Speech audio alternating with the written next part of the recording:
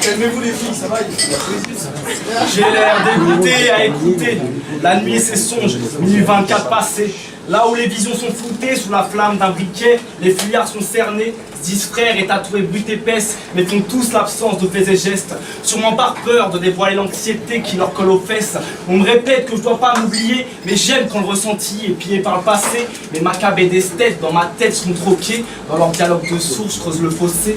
Les cerfs me rappellent que je dois pas les faire converser. Pourtant, une fois ma nuit lancée, c'est toujours cette bonne vieille rengaine qui s'amène. D'aller-retour qui m'aliène comme un travail à la chaîne. Mes neurones me demandent une brève trêve, mais je dois toujours pas capter l'appel. Vu comment je m'en mêle quand j'essaye d'adoucir mes crevasses à coups de décibels, faire peau neuve, les poumons lacérés, en attendant de gratter quelques nouvelles, puis sentir ce vent nocturne des spectres de mes défaites qui se déchaînent. À l'heure où moi j'étais toujours opérationnel pour cramer leur Éden, pas de ceux qui versent des chrysanthèmes. Plutôt un peu de sommeil dans ces traversées bancales. Je détaille sur feuille A4 mon mental instable. La haine dans la rétine est palpable, sûrement due aux actes néfastes de l'armée de fantassins rampant dans les trous béants de mon encéphale. Ça me ronge et prend de l'espace, paraît que les marginaux connaissent as. Mon vocabulaire subit d'espace où mes écrits prennent trop de place.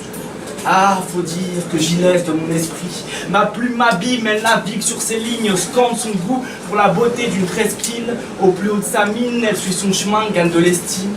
Cultive son besoin d'exil, dégrade quand l'ennui l'anime. Elle se cache derrière les songes d'un monde de méditation sans fond. Des projets en ruine qui tournent en rond, les vrais savent, ouais, mais les vrais s'en vont. Elle rature de long en large, ça commençait déjà avant d'être en marge. L'époque de mes premiers collages, avec mon groupuscule végétatif, errant dans une bourgade de banlieue. Les pupilles dilatées pour tenir dans son milieu. On fait le monde et ses dérives, crache sur la vie active, et des slogans sur le futur qu'annonce un mieux. Voici ton palliatif. Implorer les cieux pour se convaincre qu'on finit pas au même étage. D'autres se réchauffent le larynx pour un mirage. À chacun la liberté de son naufrage. Ouais.